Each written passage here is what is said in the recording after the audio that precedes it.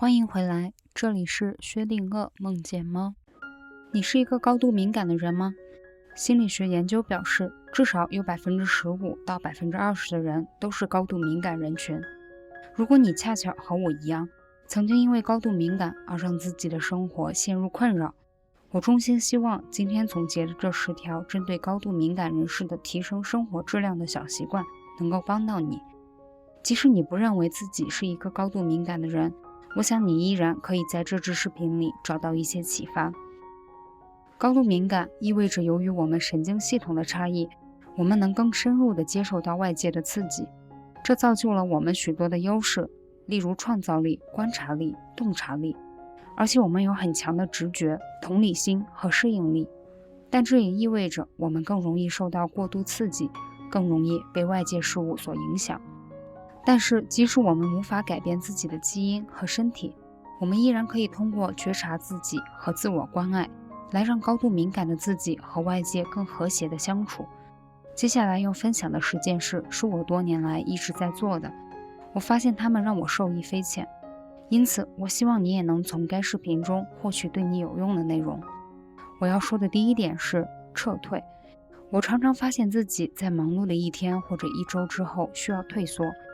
我需要一些属于自己的空间来暂时摆脱外界的刺激和打扰，比如走进我的卧室，关上门，拉上窗帘，只留下一点柔和的灯光和一些舒缓的音乐，然后读一本书或喝一杯茶，或者静静地看着我的猫打呼噜。常常我会发现，就在那一刻，奇迹总会神奇地出现。我的呼吸渐渐放缓，身体逐渐可以摆脱僵硬和紧张。我会感到自己的世界慢慢的减速，就像一个高速运转的陀螺逐渐失去动能，越来越慢，最终渐渐停止转动。连我自己的每一次呼吸，每一次脉搏的跳动，都会变得格外清晰。你要知道，对于我们高度敏感的人来说，外界的刺激和打扰会耗费我们更多的精力，所以我们需要为自己争取独处的、不被打扰的恢复期。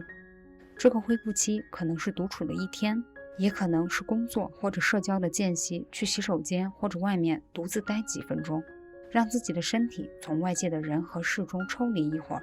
给自己喘口气的机会。第二，喝杯热水，泡个热水澡。水确实有治愈作用，就像先贤老子所说的，水善利万物而不争。情绪激动时，不妨喝一杯水，滋养自己被情绪燃烧的身体，或者洗个热水澡，或者有条件的话，沿着河流或者海滩散步。不论是洗澡还是散步，都可以激活我们负责放松的副交感神经系统，从而帮助我们减缓心率，降低血压，促进消化。我总是发现，当我开始洗澡或者散步时，几分钟后，我会开始深呼吸，放松自己的身体。随着身体的放松，好像我的心也会逐渐的平静下来。不论是享受热水和蒸汽，还是看看大自然，呼吸新鲜的空气，试着让自己有属于自己的时间，或许你会发现压力也会随之减轻许多。第三，温和而愉快的锻炼。锻炼对于减少压力非常有用，定期锻炼还可以增强对急性压力的抵抗力，并可以降低我们体内压力激素皮质醇的水平。许多高度敏感的人，包括我自己在内，从小就讨厌体育运动，吵闹的同学、可怕的练习以及专横的老师，都让我对体育又恨又烦。我从来没有想到我会在成年以后爱上锻炼，现在锻炼是我能为我的心理健康以及身体和情感健康做的最好的事情。天气好的时候，我会抽空去外面散步，不能出门的话，我也会跟着视频做一些力量训练或者有氧健身操。有的时候，我甚至把灯关掉，放一些喜欢的音乐，然后自己跟着手舞足蹈，跳得好坏也没人评判，只要自己开心，得到释放就好。如果你是一个高度敏感的人，就一定要注意，切勿逼迫自己的身体，或者跨越身体的极限，要学会热爱锻炼，让它变得温和、快乐，并为你的身体助力，而不是给你的身体带来更大的压力。第四，营造整洁放松的居家环境。对于高度敏感的人来说，一个平静轻松的环境可以成为他们的救星。如果你的工作让你感到压力很大，那你或许可以在家里为自己创造一个平静安宁的空间。当你感到过度刺激时，这个地方可以成为你的避难所，能让你感到舒适，放松警惕，从生活中发生的所有压倒性的事情中暂时逃脱出来。第五，给自己袋鼠式护理。袋鼠式护理是指宝宝的母亲或者父亲以类似袋鼠、无尾熊等有袋动物照顾幼儿的方式，将宝宝直立地贴在自己的胸口，来提供他所需的温暖和安全感。宝宝不会说话，不会直接表达自己的需求，这种皮肤与皮肤的接触能让宝宝直接感受到陪伴和安全感，从而促进宝宝和父母之间的信任和依赖。作为成年人的我们，也可以把自己的身体当成一个婴儿，在不安的时候给自己一个温暖的拥抱。要知道，我们的身体不会说话，不会像大脑那样向我们直接表达需求，但是我们的身体也装载了许许多多的记忆，也需要被感知、被爱。第六，学会识别并与他人沟通自己的需求和界限。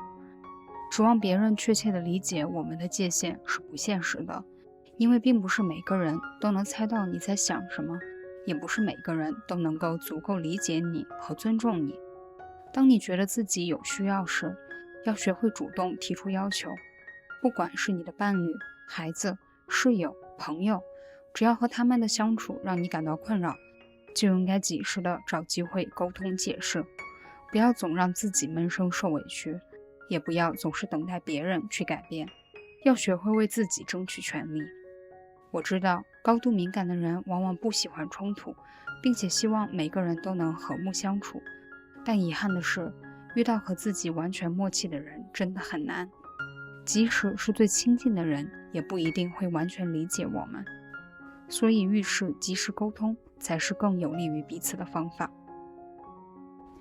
第七，为自己安排空白时间，也就是说，专门为自己规划出一定的时间，不做任何所谓有意义的事，就单纯的放松、呼吸和自己相处，让自己有一个清零的过程。你有没有过洗澡时脑子里突然冒出有意思的想法的经历？其实就是洗澡时，我们的身体和大脑常常会放松下来，得以重新定位、重新组合，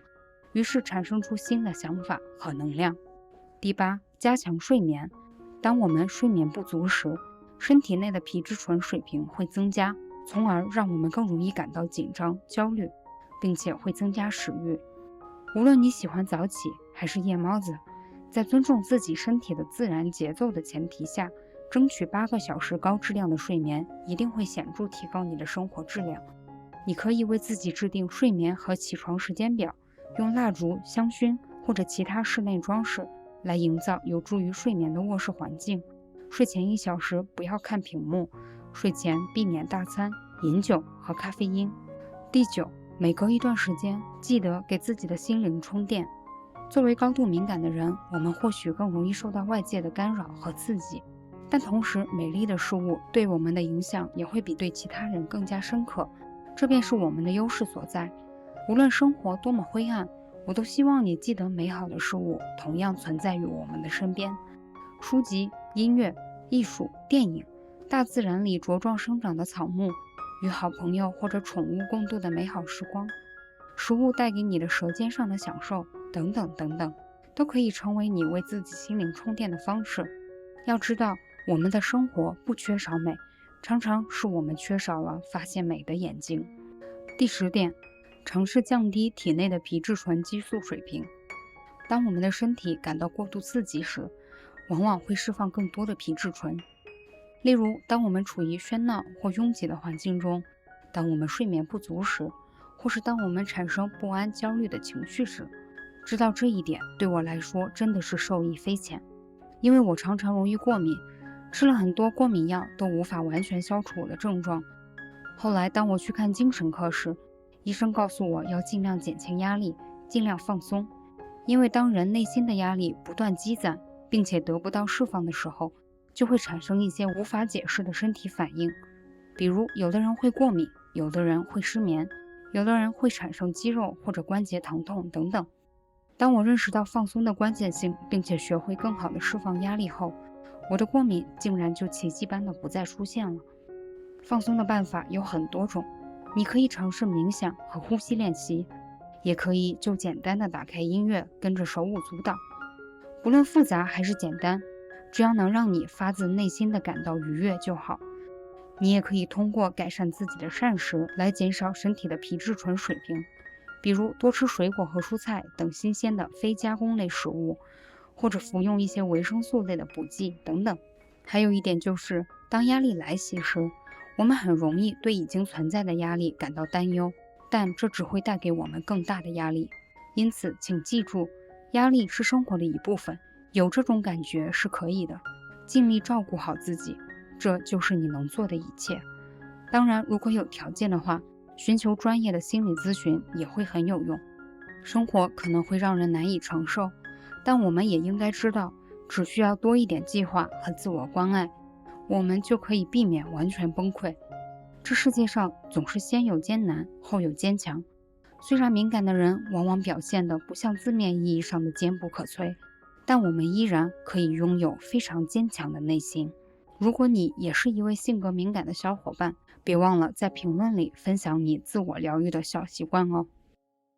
薛定谔梦见猫，好奇心连接你我。感谢您的关注和支持，我们下期再见。